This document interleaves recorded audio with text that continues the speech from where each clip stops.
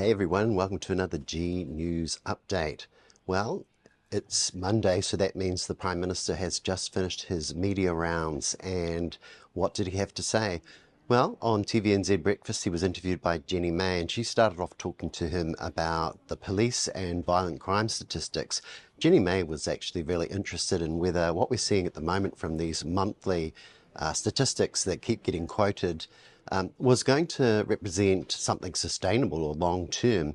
And the Prime Minister danced around that, saying, well, you know, there's some volatility in the trends at the moment. And he talked about a trend, but you know, really what we're seeing here, if you were to talk to a statistician or somebody that actually understands statistics, they'd be talking about the noise in this data and how we're really looking at a Prime Minister now that's overcooking what's said in these statistics.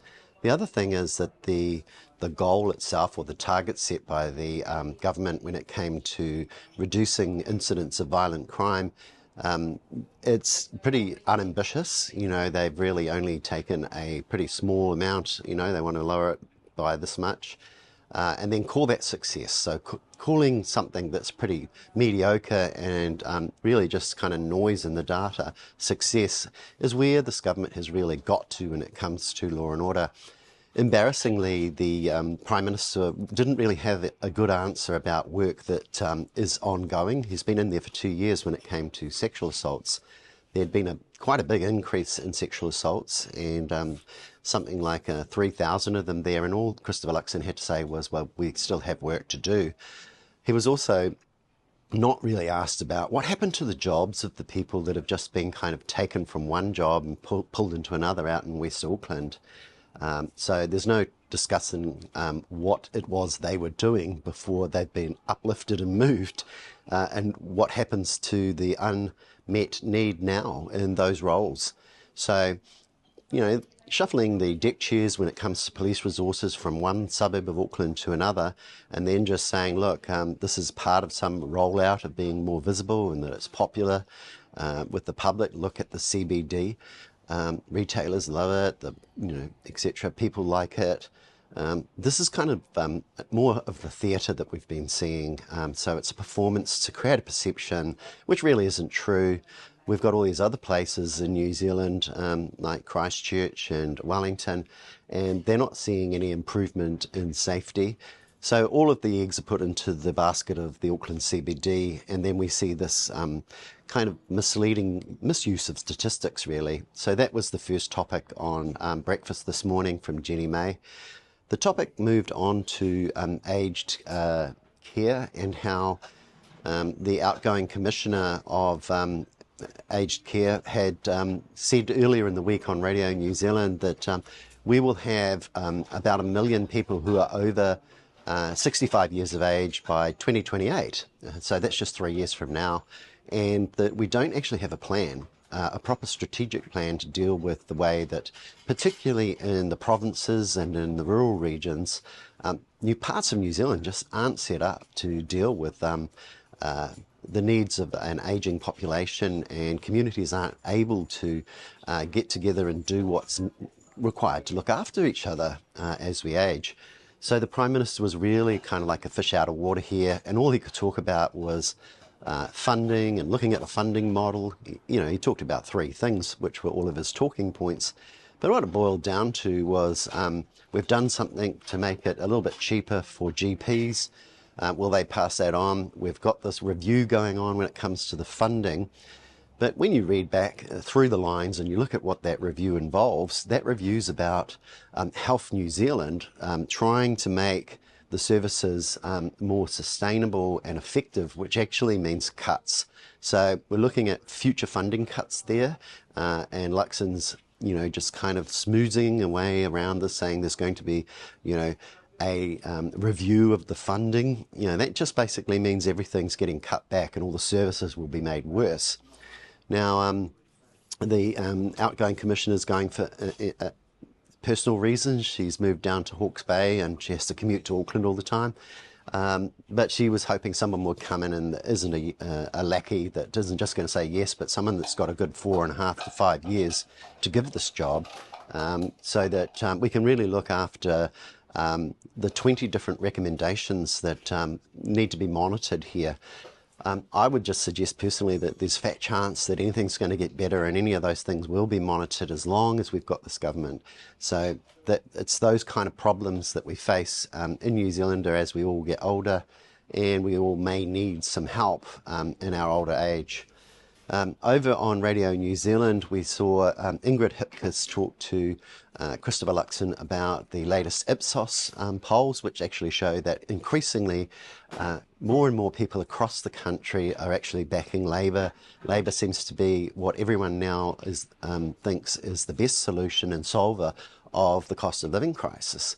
And I guess that's got a lot to do with the way in which we've all sat around now for a long time listening to the blame game and, talking about the hangover from COVID and how it's somebody else's fault, and a kind of a refusal to intervene, to step in and actually help people. So we've seen all those figures that came out this morning in the New Zealand Herald that talked about rising homelessness, and we've seen the way in which rejections for emergency housing applications have increased markedly. And looking at the data, it all correlates. The big decline really started to accelerate around about the 26th of August 2024, which is when the government made everything much harder and tightened up all the eligibility to be able to get an emergency house.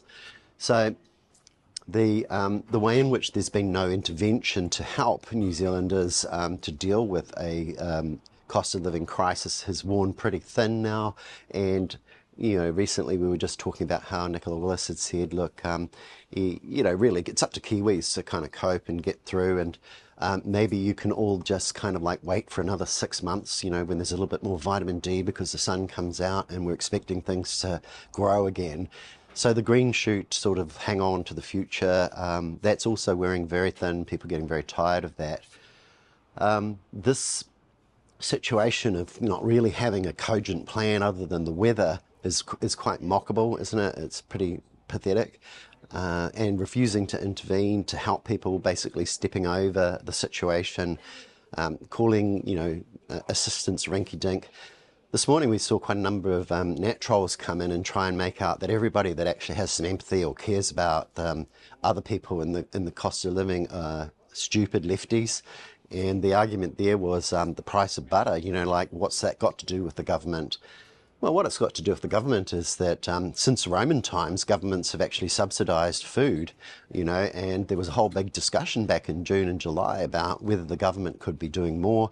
We took GST to the election when it was last around in 2023, where we're going to take GST off to intervene.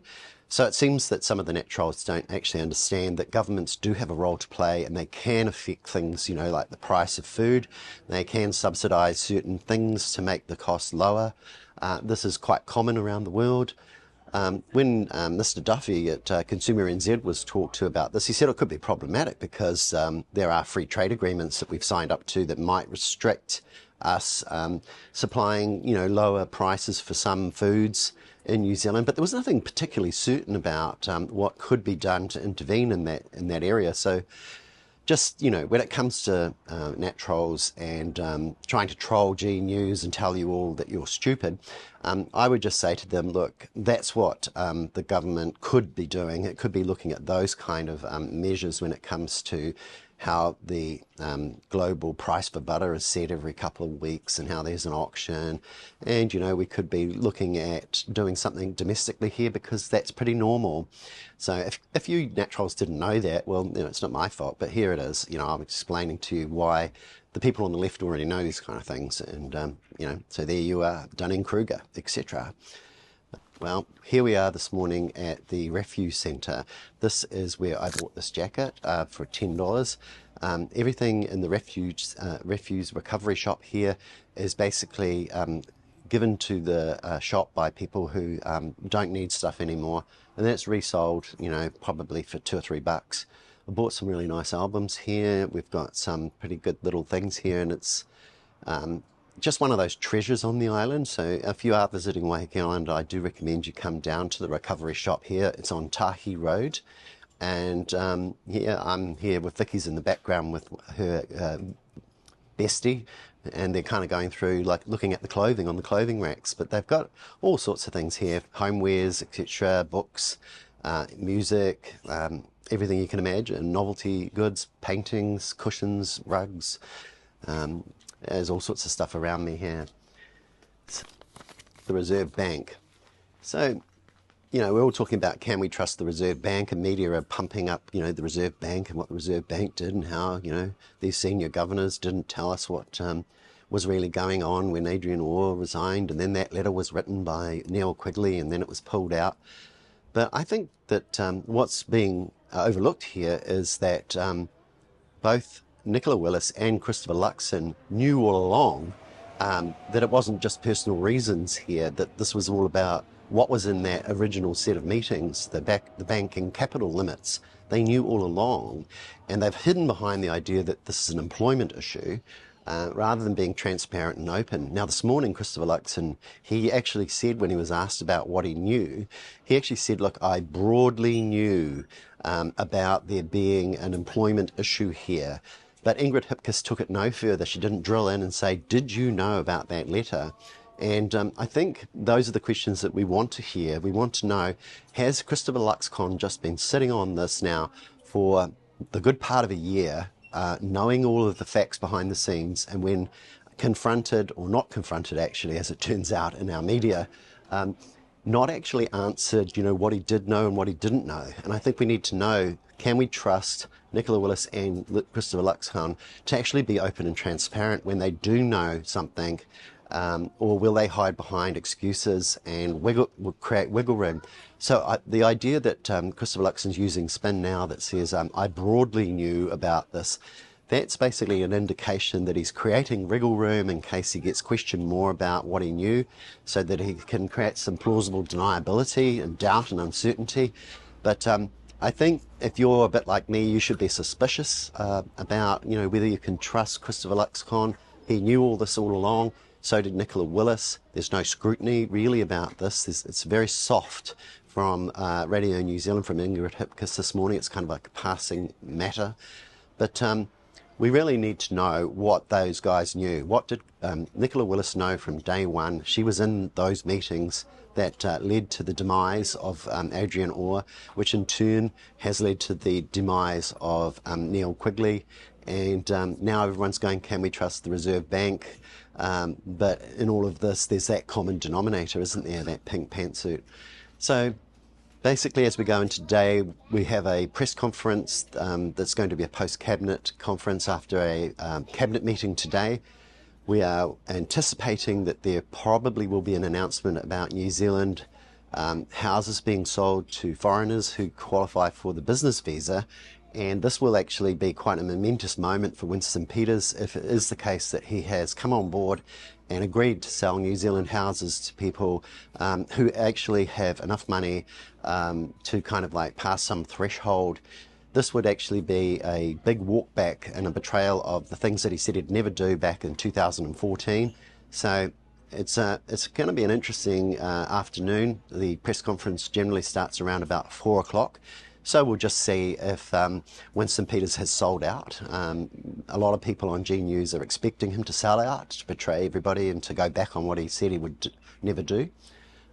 Overnight, we also saw that Israel is now threatening to annex the West Bank if the rest of the world actually call for a two-state solution at the upcoming United Nations General Assembly. So, this situation where Christopher Luxon doesn't lead and he sits back, and New Zealand is a laggard, and we sit on our hands and we don't take any action and we wait for everybody else to go first.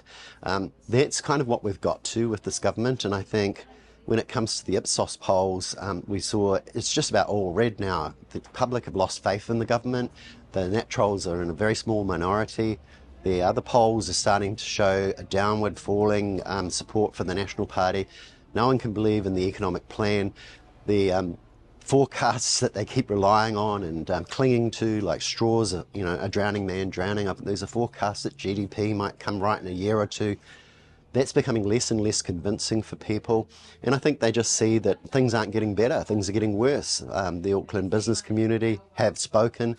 Business confidence is down, consumer confidence is down, retail is in crisis, hospo's in crisis, food prices are going up. We've got exploding water bills. We've got 40 entities, not 15. They haven't delivered on the ferries.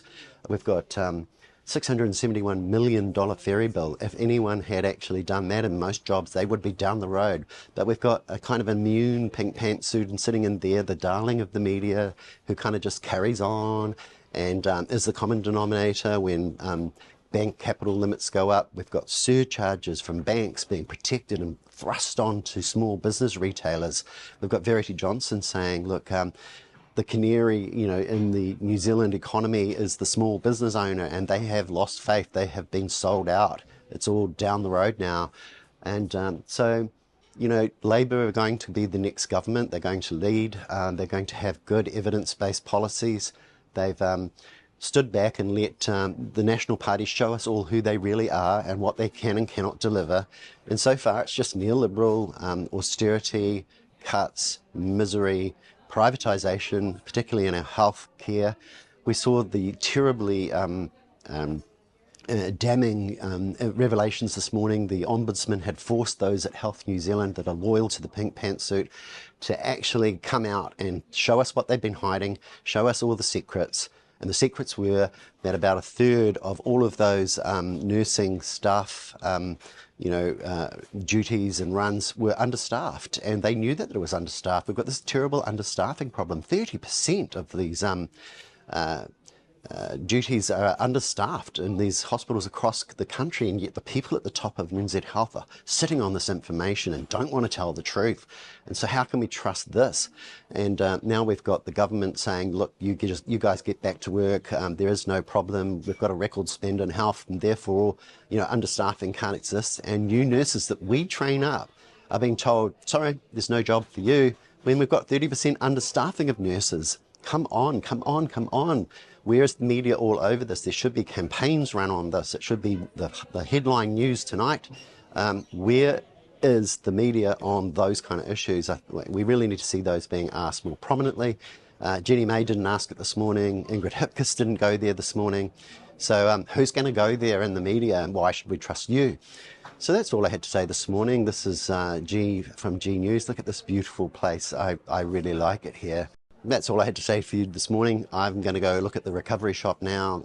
It's just a great place to come, and it's one of those happy places where you can afford everything and listen to everyone talking to each other. What a great community. Have a wonderful day, and I'll talk to you all again later on.